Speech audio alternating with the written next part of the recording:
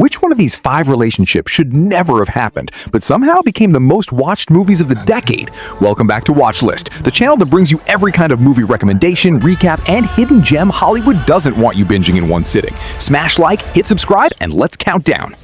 Number 5 on the list, here's how Hollywood chews you up and calls it love. Blonde reimagines the tragic life of Marilyn Monroe, and trust me, nobody is talking about how dark this one really gets.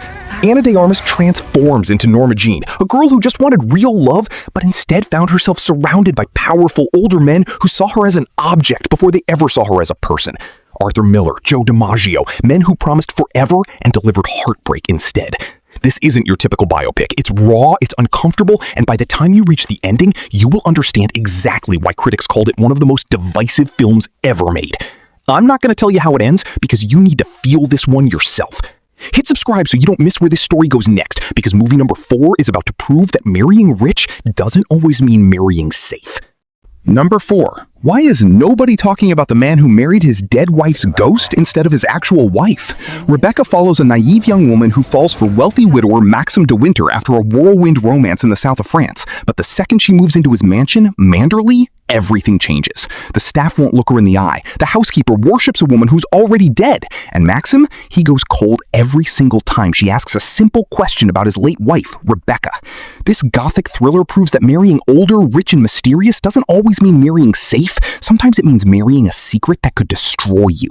Lily James plays the second Mrs. De Winter with so much innocence you'll be begging her to run before it's too late. But she doesn't, and what she finds out next will change everything. If twisted marriages and dark secrets are your thing, smash that like button right now, because movie number 3 takes the age gap trope somewhere even darker. Number 3. Here's how a man hides a violent past behind a pair of gardening gloves. Master Gardener introduces us to Narvel Roth, a quiet, disciplined horticulturist who spent years building a peaceful new life tending the grounds of a wealthy estate. Peace never lasts. When his employer forces him to train her troubled young grandniece, Maya, secrets neither of them wanted to share start clawing their way to the surface. Narvel isn't just a gardener. He's a man running from a dark, violent identity buried under years of discipline and denial. And Maya isn't just an apprentice. She's about to become the reason his carefully controlled world falls apart. Joel Edgerton delivers a performance so unsettling you'll question who to trust from scene 1. This isn't a soft romance. It's a slow-burning thriller about temptation, power, and the lies people bury to survive. Subscribe now if forbidden dynamics and hidden pasts are exactly your kind of chaos, because movie number 2 proves love doesn't always wait for the right timing. Number 2. She had the perfect boyfriend, the perfect apartment, everything figured out. So why did she leave it all behind for someone she barely knew?